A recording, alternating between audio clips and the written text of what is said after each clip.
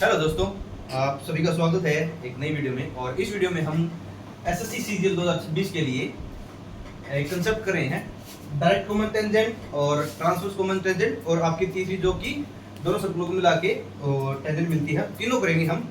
और तीनों के कॉन्सेप्ट ऐसे हैं कि मतलब कि ये मान के चलो आपके एग्जाम में 2 क्वेश्चन आते ही आते हैं, हर शिफ्ट में क्वेश्चन आता है, ऐसा नहीं कि किसी भी शिफ्ट में आपका क्वेश्चन नहीं आता।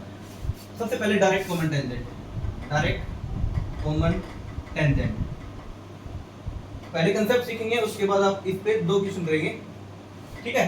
डायरेक्ट कॉमन टेंजेंट, सबसे पहले ए और बी हमारी डायरेक्ट कॉमन टेंजेंट है, ठीक है। और ये हमारी रेडियस आर, और ये हमारी R2, ठीक है, R1 और R2, समझ रहे हो। और ये हमारा सर्कल का सेंटर, ठीक है, O1 और O2। डायरेक्ट जो इसका फॉर्मूला बनेगा डायरेक्ट कॉमन टेंजेंट का, डायरेक्ट कॉमन टेंजेंट का वो इस प्रकार से होगा कि डी स्क्वायर, मतलब डायरेक्ट कॉमन टेंजेंट क्या है आपकी ए और बी, ए और बी, ठीक है।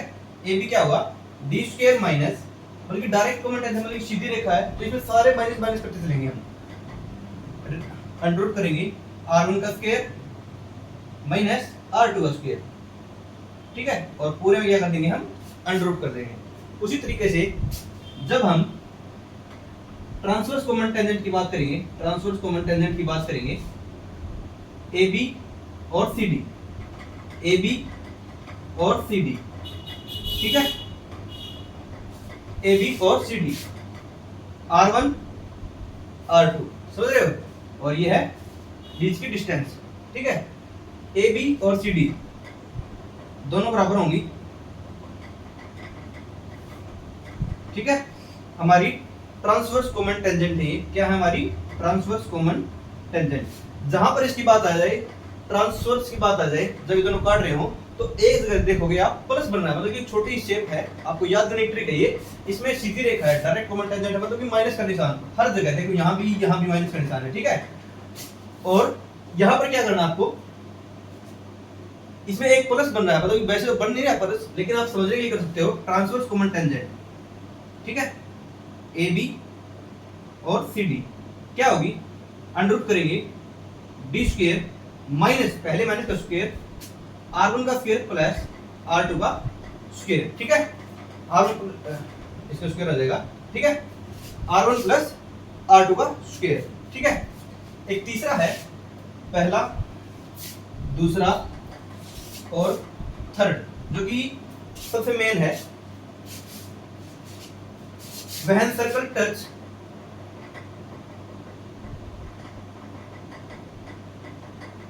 ईच अदर एक्सटर्नली, ठीक है। आप देखोगे जैसे 2 सर्कल हैं और ये आपस में यहां पर टच कर रहे हैं, तो ये और आपकी ये दोनों, समझ रहे हो।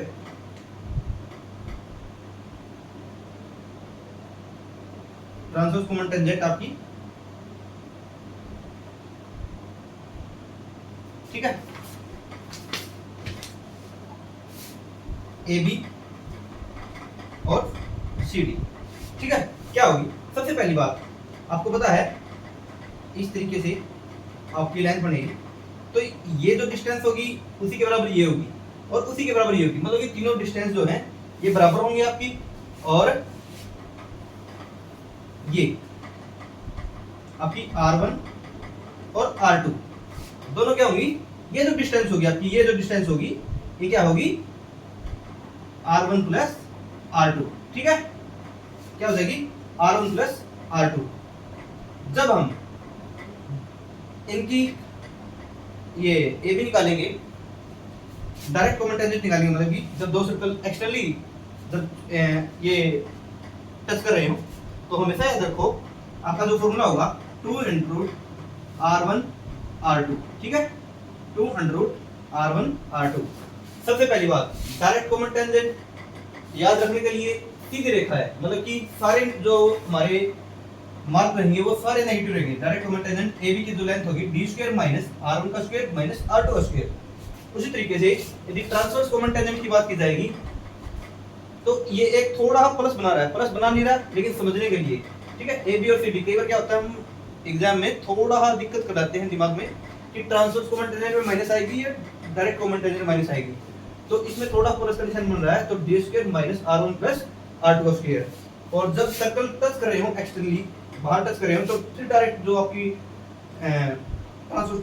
डायरेक्ट कॉमन टेंजेंट क्या होगी 2 अंडर r1 r2। तीनों के कॉन्सेप्ट आपको पता चल गया। एक बार आप अच्छे से देख लो इनको और उस पे हम करेंगे क्वेश्चन। एक क्वेश्चन करा हुआ मैं प्रॉपर तरीके से, दोनों का कांसेप्ट आपको क्लियर हो जाएगा, ठीक है।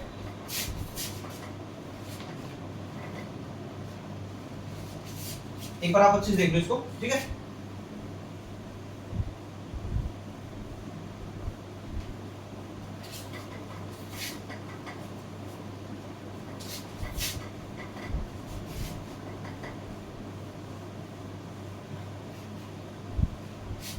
मैं तीनों के फॉर्मूले लिख भी देता हूं। डायरेक्ट कॉमन टेंजेंट दो सर्कल, ठीक है, R1 R2 क्या होगा डायरेक्ट कॉमन टेंजेंट का formula under root D square minus R1 minus R2 का स्क्वायर, ठीक है। दूसरा ट्रांसवर्स कॉमन टेंजेंट दो सर्कल हैं इस तरीके से, ठीक है, क्या होगा D square minus R1 plus R2 का होल स्क्वायर अंडर रूट। और तीसरा है जब तीन दोनों एक्सटर्नली टेस्ट कर रहे हैं तो क्या होगा 2 अंडर रूट R1 R2, ठीक है। अब इस पे क्वेश्चन करेंगे। एक क्वेश्चन है the ratio of two circle, question है ये,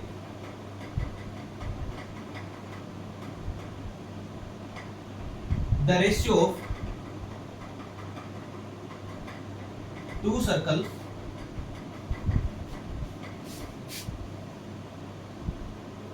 नहीं रेशियो नहीं, radius of, sorry, the radius of two circle मतलब कि क्या है 3 सेंटीमीटर और 4 सेंटीमीटर, ठीक है। और दोनों के बीच की distance, the distance between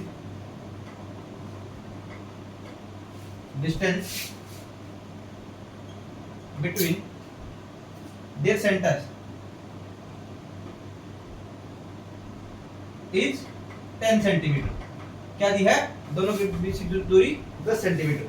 find the ratio, find the ratio of direct common tangent ratio transverse common tangent, दो रेशियो पूछा है, ठीक है, ठीक है। आप सभी को पता है the ratio of the radius of two circle is 3 centimetre and 4 centimetre. The distance between, आपको पता है कि द डिस्टेंस बिटवीन मतलब ये d की दूरी, ये d distance between the centre is 10 centimetre.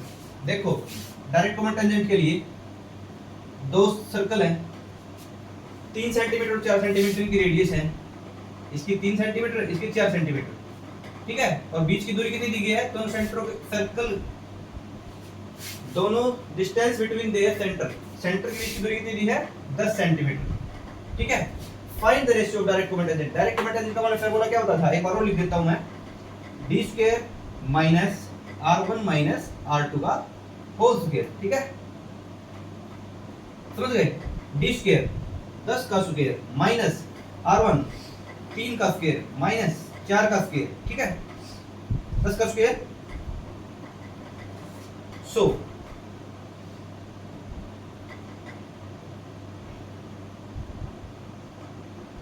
तीन माइनस R1 माइनस R का स्क्वायर, एक का स्क्वायर कितना होता है 1, तो कितना आ गया 99, ठीक है। इसको तोड़े में गए तो कितना आ जाएगा 3 रूट 11, कितना आ जाएगा 3 रूट 11, कितना आ जाएगा।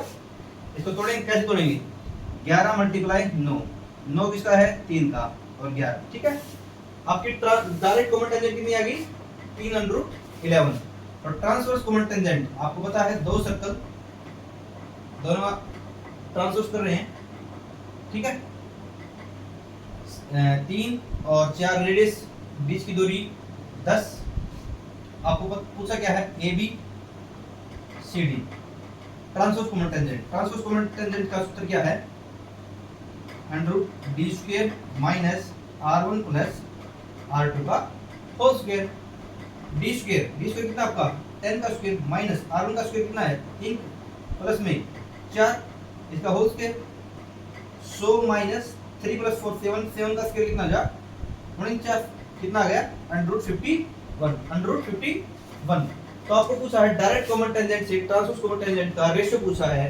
तो डायरेक्ट कॉमन टेंजेंट आपकी 3√11 और आपकी ट्रांसवर्स कॉमन टेंजेंट √51। ये जो है आपका राइट आंसर होगा। आपको सभी को समझ में आया होगा। यदि डायरेक्ट कॉमन टेंजेंट निकालनी है तो d² सेंटर के दोनों सेंटरों के बीच की दूरी का square minus first radius minus second radius minus करेंगे उसका स्क्वायर कर देंगे तो नेगेटिव नहीं आएगा, यहाँ पर पॉजिटिव आएगा, पॉजिटिव से घटेगा और ये आएगा। ट्रांसवर्स कॉमन टेंजेंट हमेशा याद रखो AB और CD दोनों बराबर होंगे, दोनों सेंटरों के बीच की दूरी d है। d² माइनस मैंने बताया था ट्रांसवर्स में थोड़ा प्लस का निशान बन रहा है तो r plus r1 plus r2 का होल स्क्वायर। और यदि एक्सटर्नली बात फर्स्ट करें तो 2√r1 r2। वैसे आप देख सकते हैं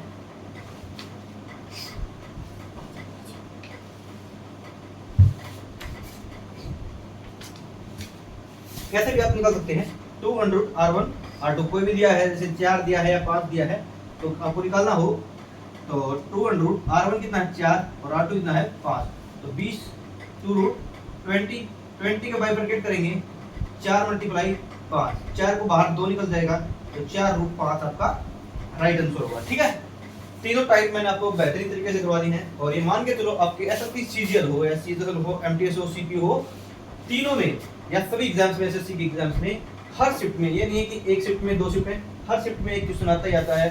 किसी शिफ्ट में अच्छा हो दिमाग तो 2 क्वेश्चन ज्यादा आते हैं। Circle is very very important for the all SSC CGL exams. तो इन चीजों को आप गौर से देखो और एप्लीकेशन लगाओ। Thank you very much. Like करना सब्सक्राइब करना मत भूलना। ठीक है, थैंक यू।